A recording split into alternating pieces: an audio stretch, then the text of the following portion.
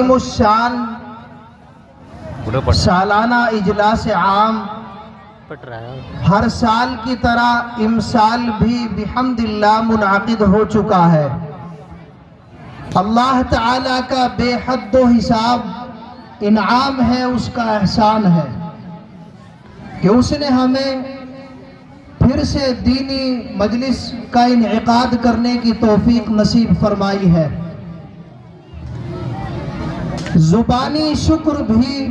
اور عملی شکر بھی ہم سب لوگوں کے اوپر ضروری ہے۔ زبانی تو یوں بھی کہہ سکتے ہیں آپ، صد شکر یوں کہ حمد زباں ورد خدا ہے، صد شکر یوں کہ حمد ورد زباں حمد خدا ہے، وہ سب سے بڑا سب سے بڑا سب سے بڑا ہے، اس کا کوئی ثانی نہ مشابہ نہ مقابل، اس کا کوئی ثانی نہ مشابہ نہ مقابل، وہ سب سے جدا سب سے جدا سب سے جدا ہے، وہ خالق کون و مکا بھی رزاق کونین بھی، وہ رب علا رب علا رب علا ہے۔ کوئی کافر ہو کہ مسلم، مومن ہو کہ مشرک، کوئی کافر ہو کہ مسلم، مومن ہو کہ مشرک، وہ سب کا خدا سب کا خدا سب کا خدا ہے۔ اور اقبال لیے جاؤ صدا نام خدا کا، اقبال لیے جاؤ صدا نام خدا کا، جو دل کی جلا غم کی دوا دکھ کی شفا ہے، وہ سب سے بڑا سب سے بڑا سب سے بڑا ہے۔ اور ہماری اس مجلس کا عملی شکر اس وقت میں یہ ہوگا کہ آپ سبھی حضرات اس مجلس میں آ کر جس مقصد کے لیے یہ سجائی گئی اور جس کے لیے یہ منعقد کی گئی ہے، آپ بہت جلدی سے تشریف لا کر یہاں اس پنڈال گاہ میں تشریف لا کر بیٹھے اور حضرات علماء کرام کے بیانات سے مستفید ہوں۔ میرے عزیزوں، بھائیوں اور بزرگوں، یہ اللہ تبارک و تعالیٰ کا ہمارے اوپر انعام ہے، اور اس انعام کا شکریہ ہم پر واجب اور ضروری ہے، جس کا اس وقت میں عملی تقاضا یہی ہے کہ آپ سبھی حضرات جہاں جہاں بھی تشریف فرما ہے وہ بہت جلدی سے جلسگاہ میں تشریف لے آئیں، چونکہ ہمارے مہمانان کرام آپ کے مدرسے میں تشریف لا چکے ہیں۔ بلکہ حضرت قاری طیب جمال صاحب جو کہ بہت ہی عظیم اور معروف آدمی ہے، قرآن کی نسبت پر اللہ تعالیٰ نے ان کو جو شہرت دی ہے اور اپنے کلام کی جو تلاوت کا ان سے ساری دنیا میں کام لیا ہے، وہ یقیناً بے مثال ہے اور لاجواب ہے۔ اس لیے ہم سبھی حضرات جلدی سے جلدی پنڈال گاہ میں تشریف لے آئیں، چونکہ حضرت کو بہت جلدی یہاں سے تشریف لے جانا ہے۔ ابھی تو وہ ہمارے درمیان میں موجود ہے، کچھ وقت کے بعد شاید نہیں رہیں گے، اس لیے ہمارے جو بھائی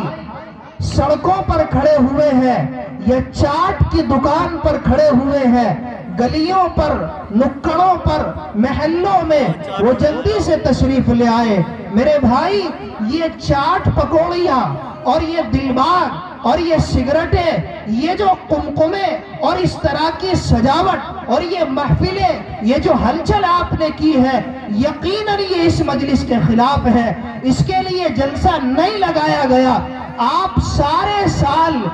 یہ چاٹ والے اور یہ دکان والے یہیں پر رہتے ہیں، سارے سال یہ ادھم مچتا ہے۔ اس طرح کے موقعوں پر از خود ان کا آ جانا اور یہاں اس طرح سے شیطان کے بہکاوے میں آ کر ہمارے جوانوں کو، ہمارے بھائیوں کو، ہمارے بزرگوں کو یا ہمارے جس طرح کی بھی عمر کے بھائی ہیں انہیں جلسگاہ سے دور لے جانے کا ایک یہ سلسلہ شروع ہو گیا ہے۔ جلسہ ہرگز اس کی اجازت نہیں دیتا، اور نہ اجلاس اس لیے لگایا اور سجایا گیا ہے۔ اس لیے میں ادباً آپ سے گزارش کروں گا کہ آپ جلدی سے تشریف لائیے اور اپنے اس جلسے کو کامیاب بنانے کی کوشش کیجیے۔ میرے بھائیوں، قرآن مجید کی ایک آیت آپ کی خدمت میں پیش فرمائی ہے۔ اللہ تبارک و تعالی نے اس آیت کریمہ میں سارے اہل ایمان کو جو اللہ پر ایمان لایا ہے، وہ خواہ مسلمان مرد ہو یا مسلمان عورت ہو، سب کو اللہ نے پکار کر کہا ہے، یا ایھا الذین آمنو، اے ایمان والو، اے مجھ کو ماننے والو، کیا تمہارے پاس میں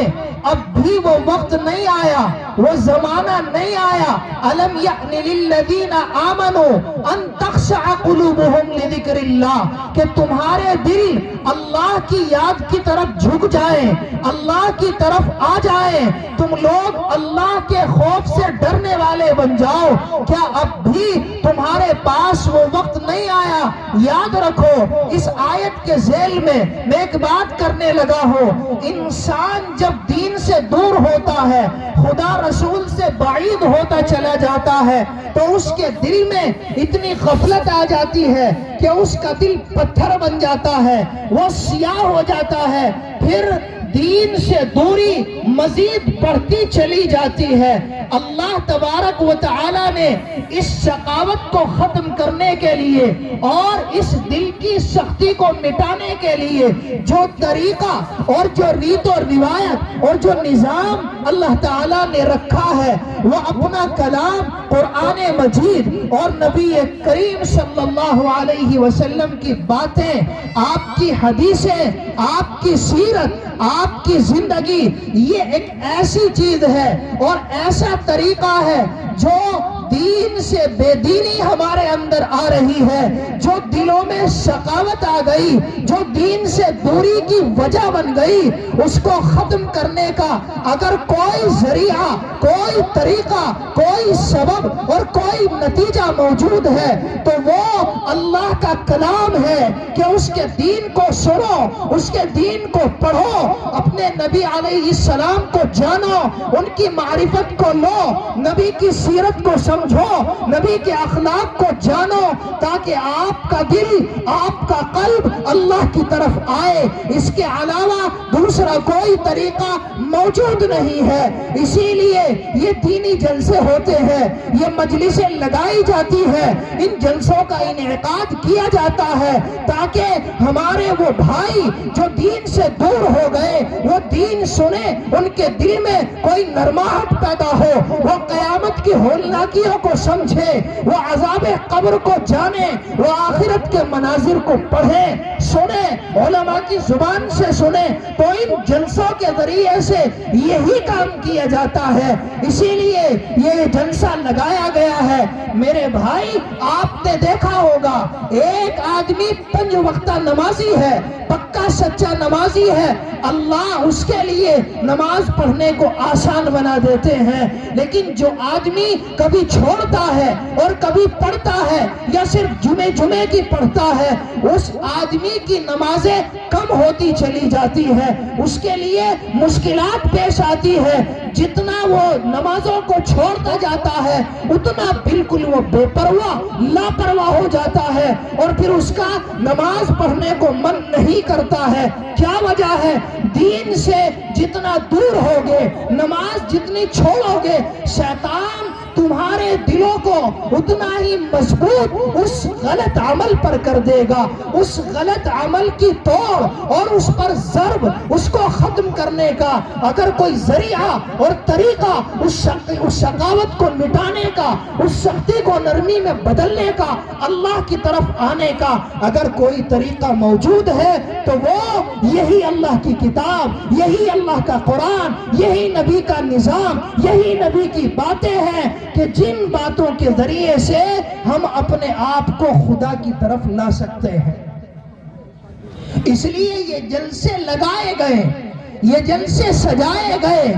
آپ حضرات سے یہی التماس اور گزارش کی جا رہی ہے کہ آپ جہاں بھی کہیں ہیں، ہر سال کی طرح جیسے اپنے جلسے کو کامیاب بناتے ہیں بہت جلدی سے آئیں اور اپنے اس جلسے کو شروع کرائیں. اپنے اس اجلاس کو منعقد تو یہ ہو چکا ہے, اب اس کو منازل در منازل طے کرنا ہے. میرے بھائیو بزرگوں, بہت سے آ چکے ہیں, عن قریب آ جائیں گے. جو سڑکوں پر ہیں وہ بھی آ جائیں, جو ادھر ادھر کھڑے ہوئے ہیں وہ بھی جلدی سے تشریف لے آئیں. چونکہ ہمارے مہمان محترم کو ابھی تشریف لے جانا ہے. یہ تو ان کا احسان ہے کہ چھوٹی اور ادنا سی گزارش پر حضرت والا یہاں تشریف لے آئے. ہم ان کے ممنون و مشکور ہیں. میرے بھائیو بزرگوں, جس طرح سے اہل حق کا یہ طریقہ رہا ہے کہ وہ جب بھی کسی دینی مجلس کا انعقاد کرتے ہیں, کسی دینی پروگرام کو شروع کرتے ہیں,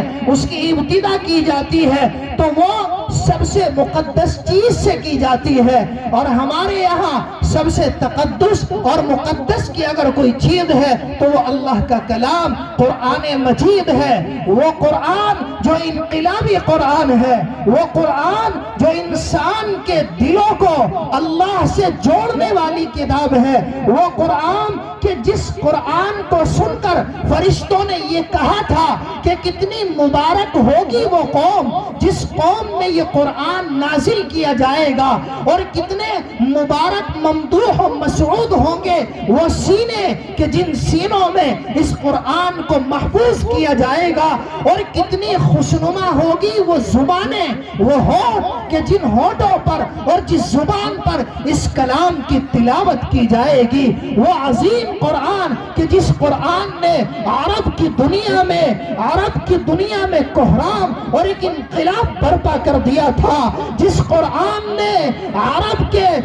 کے وہ لوگ جو چرواہوں کی حیثیت رکھتے تھے, جو غلام تھے, جو چرواہے تھے, صبح جانوروں کو چرانے جاتے تھے اور پھر شام میں کبھی آتے تھے. اللہ رب العزت نے اس کتاب کے ذریعے سے ان چرواہوں کو دنیا کا امام بنا دیا اور ساری دنیا میں ان کو سارے انسانوں پر فوقیت دی ہے. انہی کو ہم اور آپ صحابہ کرام رضوان اللہ تعالی علیہم اجمعین کے نام سے یاد کرتے ہیں. ہم بھی اسی کتاب سے, اسی کلام سے کہ جس کو سن کر جنات نے بھی یہ کہہ دیا تھا اِنَّا سَمِعْنَا قُرْآنًا عَجَبًا يَهْدِي إِلَى الرُّشْدِ فَآمَنَّا بِهِ کہ آج ہم نے ایک عجیب قرآن سنا ہے. آپ دیکھو تو ذرا وہ شرری مخلوق کہ جس میں شر اور فتنہ غالب ہے, جس کی فطرت میں شر کو اللہ تعالیٰ نے غالب رکھا ہے, جو نہ جانے سینکڑوں کی پرستش کر رہے تھے, لیکن جب نبی کی زبان سے اس قرآن کو سنا تھا تو وہ یہ کہہ اٹھے تھے کہ آج ہم نے ایک عجیب قرآن سنا ہے جو رشد و ہدایت کی طرف راستہ دکھاتا ہے. فآمنا بھی, ہم سب کے سب اسی پر ایمان لاتے ہیں اور آج کے بعد کوئی شرک نہیں کریں گے. ہم بھی اپنی اس دینی مجلس کا انعقاد اسی کتاب اللہ سے اور اسی عظیم کلام سے کرنے کے لیے بہترین قاری قرآن اللہ پاک نے ساری دنیا میں جنہیں شہرت دی ہے, اور کمال یہ ہے شہرت کا سبب بھی کوئی عام چیز نہیں ہے, کوئی دکھاوا یا ریا نہیں ہے, یا کوئی کسی اور طرح کا پروگرام کا معاملہ نہیں ہے, بلکہ اللہ پاک نے انہیں اگر شہرت دی ہے تو اپنے کلام قرآن سے جڑنے کی وجہ سے, ان کی خوبصورت آواز اور خوبصورت انداز سے دنیا نے قرآن کریم کی تلاوت سنی ہے. اب آپ لوگ بھی انہی کی خوبصورت آواز سے اور خوبصورت انداز سے قرآن کی تلاوت کو سنو گے. اس لیے قرآن کی تلاوت کو سننے کے لیے ادب بہت زیادہ ضروری ہے. آپ سنجیدگی کا ماحول بنائے اور سکون سے قرآن کریم کی تلاوت سنیں. میں اب اپنے مہمان محترم حضرت قاری محمد طیب جمال صاحب دامت برکاتہم العالیہ جو کہ نہایت ہی عظیم قاری قرآن ہے, ان سے گزارش کروں